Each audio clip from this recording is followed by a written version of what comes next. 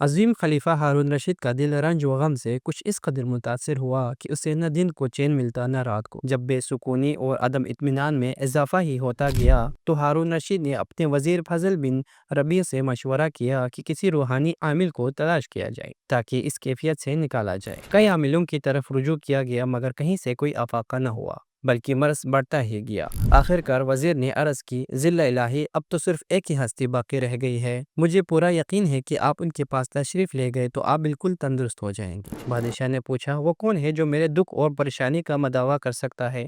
وزیر نے بتایا کہ وہ ایک صوفی بزرگ ہے جو دنیا اور اس کی ساری دلکشی سے منہ توڑ کر بیٹھ گئے ہیں اور لوگوں کو ان سے بڑا فیض پہنچ رہا ہے۔ بادشاہ نے فوراً ان کے پاس چلنے کا فیصلہ کیا اور رات کی تاریکی میں وزیر اور بادشاہ دونوں فضل بن ایاز رحمۃ اللہ علیہ کے حجرے میں پہنچ گئے۔ وزیر نے دروازے پر دستک دی تو اندر سے آواز آئی، کون؟ وزیر نے بتایا کہ وہ اور بادشاہ سلامت ہارون رشید حاضر ہوئے ہیں۔ حضرت فضل رحمۃ اللہ علیہ نے چراغ بجھا دیا اور دروازہ کھول کر خود حجرے کے ایک کونے میں جا کر بیٹھ گئے۔ وہ کوئی دنیا دار تو تھے نہیں کہ بادشاہ وزیر کے سامنے بجھ جاتے، خوشامد کرتے، انہیں کوئی غرض تو تھی نہیں، اس لیے وہ اسی طرح کا رویہ دکھا رہے تھے جیسا رویہ درویش اور اللہ والے دکھاتے ہیں۔ وہ دونوں اندھیرے میں حجرے کے اندر کھڑے تھے۔ ہارون رشید نے فضل بن ایاز رحمۃ اللہ علیہ کا اسم گرامی پکارا، کوئی جواب نہ ملا۔ ہارون رشید ٹٹولتے ہوئے آگے بڑھے تو ایک دیوار کے ساتھ بیٹھے ہوئے اس درویش خدا مست سے ہاتھ پکڑا گیا۔ انہوں نے اپنا ہاتھ آگے بڑھا کر خلیفہ سے مصافحہ کیا تو خلیفہ بہت خوش ہوا۔ اس کے تن بدن میں ایک راحت و اطمینان کی لہر سی دوڑ گئی تھی۔ حضرت فضل رحمۃ اللہ علیہ بادشاہ سے یوں مخاطب ہوئے، اے ہارون رشید، اللہ کے رسول صلی اللہ علیہ وآلہ وسلم کا فرمان ہے کہ میری امت کے علماء ایک زمانے میں حکمرانوں کے محلات کے دروازوں پر جایا کریں گے اور بہترین حکمران وہ ہوں گے جو علماء کے ہاں حاضر ہوا کریں گے۔ ان الفاظ نے ہارون رشید کے رگ رگ میں ایک عجیب سی کیفیت پیدا کر دی تھی۔ پھر حضرت فضل رحمۃ اللہ علیہ نے فرمایا، ہارون رشید، تیرا ہاتھ کتنا نرم اور نازک اور ملائم ہے، کاش یہ دوزخ کی آگ سے محفوظ رہ جائے۔ ان کلمات سے ہارون رشید کو یوں محسوس ہوا جیسے کہیں کوئی بہت مضبوط بند ٹوٹ گیا ہو، آنسوں کے ایک ریلے نے سیلاب کی شکل اختیار کر لی تھی۔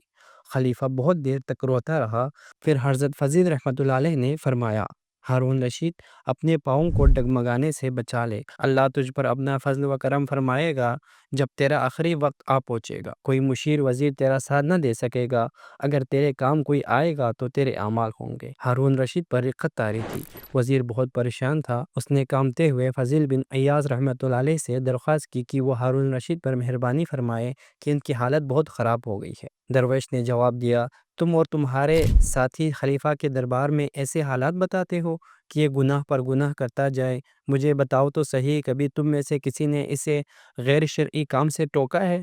تم ایسا اس لیے نہیں کرتے کہ تمہیں اپنی وزارت بہت پیاری ہوتی ہے، تمہیں خوشامد کے سوا کچھ آتا ہی نہیں، تم لوگ کیسے مشیر ہو اپنے بادشاہ کے؟ حضرت فضل رحمۃ اللہ علیہ ایک بار پھر ہارون رشید سے یوں مخاطب ہوئے، ایک خوبصورت چہرے والے ہارون رشید، قیامت کے روز اللہ تجھ سے تیری رویا کے بارے میں پوچھے گا۔ اگر تو نے اپنے اس چہرے کو جہنم کی آگ سے بچانا ہے تو اس میں مزید دیر نہ کر، کل کا کیا بھروسہ، کل کس نے دیکھا ہے؟ یاد رکھ، تیرے دل میں اپنی رویا میں سے کسی ایک فرد سے بے انصافی، تیری کدورت اور بغض پر تجھ کو پکڑا جائے گا، اس لیے تیرے حق میں یہی بہتر ہے کہ فوراً اپنی اصلاح کر لے۔ ہارون رشید نے واپسی پر چند ہزار دینار نذرانہ کے طور پر پیش کرنا چاہے تو حضرت فضل رحمۃ اللہ علیہ نے قبول کرنے سے انکار کر دیا۔ فرمایا، یہ دینار میں کسی صورت میں قبول نہیں کر سکتا، اس لیے کہ میں تمہیں نجات کا راستہ بتا رہا ہوں اور تم مجھے اس کے بدلے میں معاوضہ کے طور پر رقم دے رہے ہو، خدا تمہیں عقل سلیم عطا کرے۔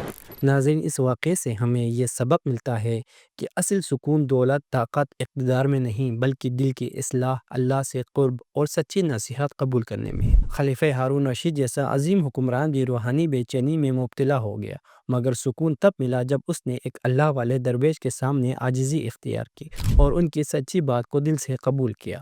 آج ہم میں سے اکثر تعریف سن کر خوش ہو جاتے ہیں مگر حقیقت بتانے والے سے دور بھاگتے ہیں، حالانکہ اصل خیر خواہ وہ ہے جو ہمیں ہماری غلطیاں دکھائے۔ یاد رکھیں، کل کا کوئی بھروسہ نہیں، آخرت میں ہمارے پاس نہ عہدہ ہوگا نہ دولت، وہاں صرف اعمال ساتھ جائیں گے۔ اس لیے آج ہی اپنی زندگی، اپنے دل اور اپنے رویوں کی اصلاح شروع کریں۔ اللہ ہمیں حق قبول کرنے، انصاف کرنے اور اپنی زندگی کو بہتر بنانے کی توفیق دے۔